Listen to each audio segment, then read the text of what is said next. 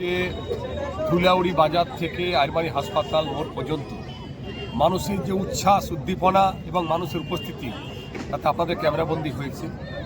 আমরা যে সমস্ত ইস্যু নিয়ে আজকে আমাদের নেতা জননেতা অধীর রঞ্জন চৌধুরী যে প্রতিবাদ জানাতে আজকে এসেছিলেন, মূলত ছিল যে ওয়াকফ সম্পত্তির উপর সরকারের যে বেআইনি হস্তক্ষেপ, পরিযায়ী শ্রমিকদের উপর যে বাংলার বিভিন্ন পরিযায়ী শ্রমিকরা আজকে ভারতবর্ষের বিভিন্ন রাজ্যে যাচ্ছে, তাদের উপরে বিজেপি শাসিত বিশেষ করে রাজ্যে যে অত্যাচার এবং হত্যা, তার বিরুদ্ধে রাজ্য সরকার নীরব।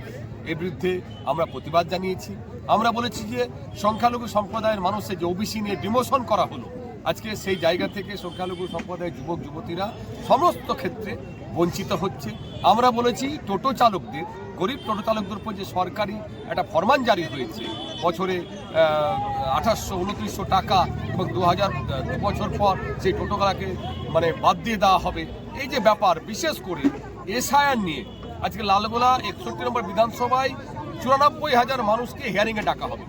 আমরা এটার বিরুদ্ধে প্রতিবাদ জানাচ্ছি যে কেন মানুষকে হয়রান করছে এই বিজেপি, এর স্রষ্টা এবং তাদের যোগ্য সঙ্গত দিচ্ছে তৃণমূল। আজকে তৃণমূল নেত্রী যদি আজকে সেই জায়গাটাতে প্রথম থেকে বিরোধিতা করতেন, তার আজকে তিনি নাটক করছেন, আজকে বিডি অফিসে ভাঙচুর করছেন, এগুলো আমরা মনে করছি তৃণমূল এবং বিজেপির গটা।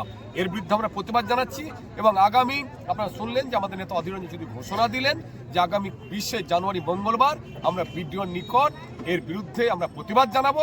এত মানুষের কেন হয়রানি হচ্ছে? শুধু তাই নয়, আগামীকাল মুর্শিদাবাদ জেলার কংগ্রেসের পক্ষ থেকে আমরা সিও অফিসে যাচ্ছি এই সমস্ত মানুষের অসুবিধার কথা সেখানে বলার জন্য।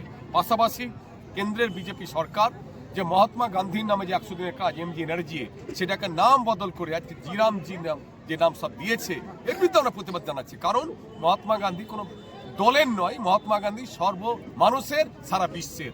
সেই জাতির জনকের নামকে পরিবর্তন করে দেওয়া হয়েছে, এটা আমরা মনে করি অপমান। শুধু তাই নয়, যে আইনটা করেছিল ভারতবর্ষের ইউপিএ সরকার, সেই আইনটাকে পরিবর্তন করে মানুষের অধিকারকে তারা খর্ব করছে।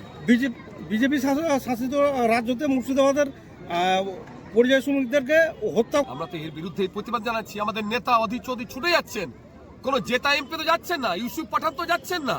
মুর্শিদাবাদে 3টি এমপি আছে, এতগুলো বিধায়ক আছে, তারা কোথায়? আজকে অধীর রঞ্জন চৌধুরীকে জাতপাতের লড়াই হিন্দু আর মুসলমান করে হারিয়ে দেওয়া হলো। গুজরাট থেকে পাঠানকে জেতানো হলো, সে পাঠানের কোথায়? পাঠান তো পরিযায়ী। অথচ অধীর রঞ্জন চৌধুরী কখনো চলে যাচ্ছেন হরিয়ানা, আজকে উড়িষ্যায় যাচ্ছেন, বিভিন্ন জায়গায় যাচ্ছেন, তিনি পানিপথে যাচ্ছেন। মানুষের তার দায়বদ্ধতা থেকে তিনি জনপ্রতিনিধি ছিলেন মানুষের জন্য। তিনি শুধু ভোটের রাজনীতি করেন না, মানুষের প্রয়োজনে তিনি সব জায়গায় ছুটছেন, বলেছেন তিনি তার বক্তব্যে। লালগোলা ব্লক রাস্তার বেহাল দশা, কি বলবেন? মমতা ব্যানার্জি মেলা খেলা বিভিন্ন সিঁড়ির নামে আজকে যা করছে, আমরা পঞ্চায়েতগুলো নিয়ে কয়েকটা পঞ্চায়েতে আছি, পঞ্চায়েত সমিতি আছি, আমাদের হাতে কোনো অর্থ দেওয়া হচ্ছে না।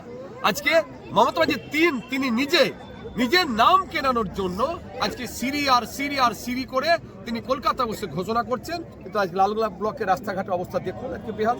শুধু লালগোলা নয়, সারা বাংলার রাস্তাঘাটের হালেই। তো এতে বলার কি আছে? এটা মমতা ব্যানার্জি ব্যর্থতা।